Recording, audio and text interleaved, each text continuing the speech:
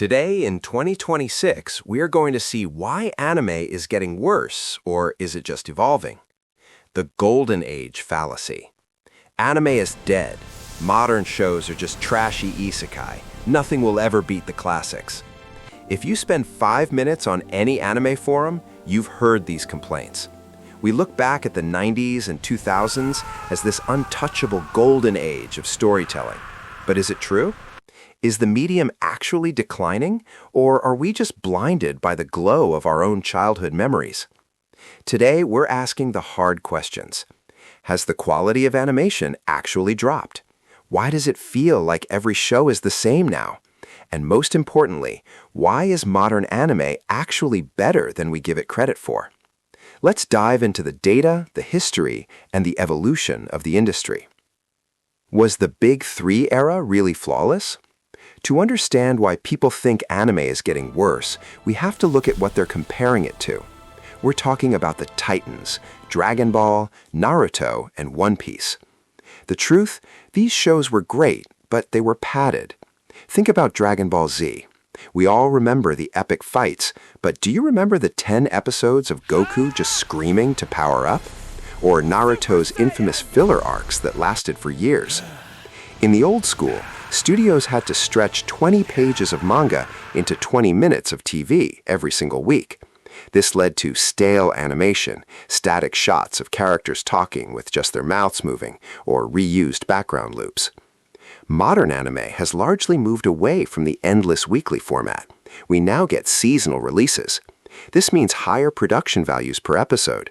When you compare a modern fight scene in Jujutsu Kaisen to a standard episode of Naruto from 2005, the technical gap is astronomical. Think a story about a boy with a monkey tail and a magic stick sounds simple? Think again. Dragon Ball is the blueprint for modern action anime, spanning decades, galaxies, and literal dimensions. It all starts with 7 orange crystal balls that, when gathered, grant any wish. The early years, Dragon Ball. We meet Goku, a naive but freakishly strong kid living in the woods. He teams up with a teenage genius named Bulma to find the Dragon Balls. Along the way, he trains under the pervy but brilliant Master Roshi, masters the Kamehameha, and enters world-class martial arts tournaments.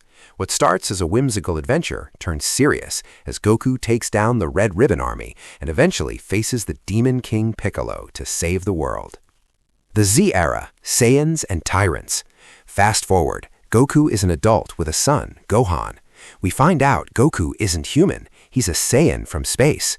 This kicks off the high-stakes Z era. The Saiyan saga.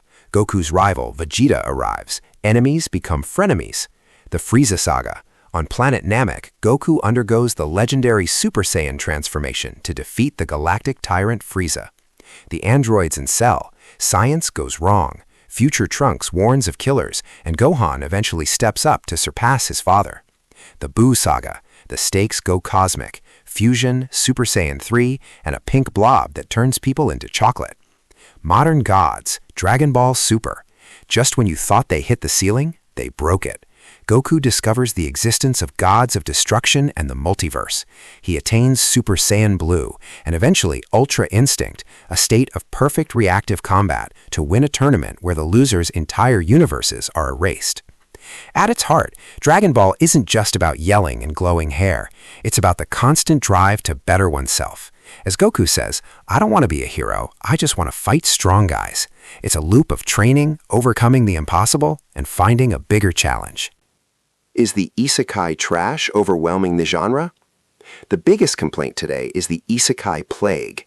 Shows like Arifureta, From Commonplace to World's Strongest, or Trapped in a Dating Sim are often labeled as lazy writing. Is there a lot of it? Yes. Is it worse than before? No. In the 90s, we were flooded with generic mecha clones because Evangelion was popular. In the 2000s, it was battle school harem shows. Every era has a dominant trope that gets overused. But look closer at the trash tier. Arifureta, it might have some questionable CGI, but it leans into its edgy protagonist in a way that's actually refreshing for people tired of the pacifist hero. Trapped in a Dating Sim, this show is a satirical masterpiece. It's not just an isekai, it's a comedy that deconstructs how annoying otome game mechanics would be in real life. We aren't getting worse shows, we're getting a higher volume of shows. For every 5 generic isekais, we get a Tsukimichi moonlit fantasy. Ari Ferreira, From Betrayed Zero to Anti-Hero Hero. The Fall. Hajime Nagumo wasn't a warrior. He was a commonplace high schooler summoned to another world with his classmates. While they gained legendary hero classes, he got Synergist, basically a magical blacksmith. During a dungeon raid, a classmate's betrayal sends him falling into the darkest depths of the Orcus Labyrinth. He survived the fall, but he lost his arm and his innocence. The Evolution. Trapped in the abyss, Hajime didn't just survive, he adapted through pure brutality. To stay alive, he killed and ate the monsters of the labyrinth. This triggered a mutation. His hair turned white, his body became a powerhouse, and he gained the monster skills. He used his weak Synergist abilities to craft modern weaponry, revolvers, sniper rifles, and explosives, marrying Earth's technology with fantasy magic. The New Creed. By the time he climbed out, he wasn't interested in being the world's savior. Alongside a vampire princess he rescued, his goal became simple: kill anyone who stands in his way and find a way back home. He didn't become the strongest through a hero's journey, but through a vengeful evolution that left his old, weak self in the dust. Trapped in a dating sim, the ultimate underdog rant. The Reincarnation. Meet Leon Fu Bartford. In his past life, he was a disgruntled office worker forced by his sister to play a grueling otome dating sim. After dying from exhaustion, he wakes up inside that very game. The catch? It's a matriarchal nightmare where men are basically disposable accessories for the noble women. Breaking the game. Leon isn't the hero, he's just a mob character meant to fade into the background. But because he knows the game's hidden mechanics, he cheats. He finds a lost, overpowered spaceship AI named Luxion and uses it to gain massive wealth and military might. He doesn't want to save the world, he just wants a quiet life where he doesn't have to marry a 50-year-old countess. The anti-protagonist. Despite his best efforts to be a background character, his cheat items and cynical attitude drag him into the spotlight. He ends up bullying the game's actual pretty boy princes and accidentally winning the hearts of the main heroines.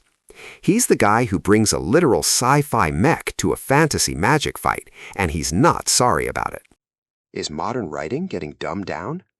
People say modern anime lacks the epic feel of One Piece. They say characters today are overpowered for no reason. Modern anime isn't getting dumber, it's getting more specialized. Classic shonen was about the long journey. Modern fantasy, like Tsukimichi Moonlit Fantasy, focuses on world building and logistics. In Tsukimichi, the main character Makoto is incredibly OP, but the story isn't about if he can win a fight, it's about how he builds a society for demi-humans and navigates the politics of a world that hates him for being ugly by their standards. This is a psychological shift. Old anime, I want to be the king, Hokage, external goal. New anime, how do I survive and thrive in this specific weird system, internal or systemic goal. We've traded the endless quest for complex mechanics. Neither is better, but the new style allows for much faster pacing.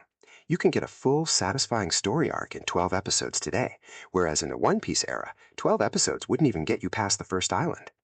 The Long Road versus the Instant God, Luffy and Makoto. One Piece, the grind of a king. Luffy's journey is the definition of step by step. He started as a kid who couldn't even punch without his arm wobbling. Every bit of his strength was earned through brutal losses. The gears. He developed Gear 2 and 3 only after being crushed by CP9. The time skip. He spent 2 years in isolation just to learn the basics of hockey. The peak. It took over 1,000 chapters to reach Gear 5. His growth is a ladder where every rung is a life or death battle. Tsukimichi, the built-in nuke. Makoto Misumi is the opposite. He didn't climb a ladder, he started at the top of a skyscraper. Because he was raised on Earth, a world with crushing gravity and zero mana, his body became a high-pressure vessel. The transfer. When he moved to the fantasy world, the low pressure made him an instant god. The mana. On day 1, he had more magic than the world's strongest dragons. The level.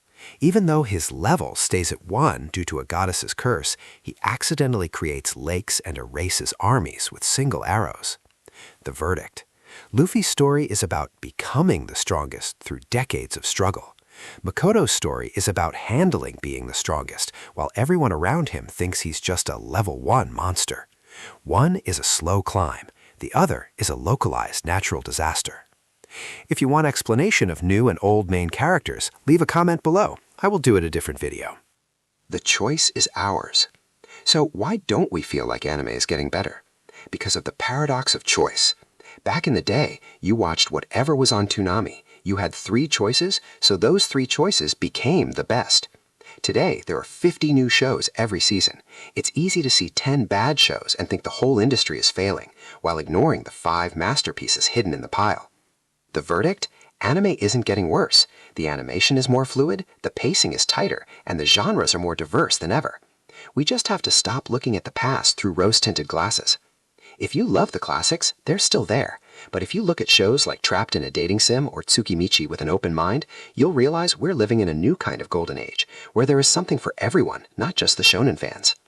So, first video, done. Let me know in the comments what you think. I'm still figuring this out as I go. What's your thoughts on this video below? And hit subscribe so you don't miss the next upload. Thanks for watching. See ya!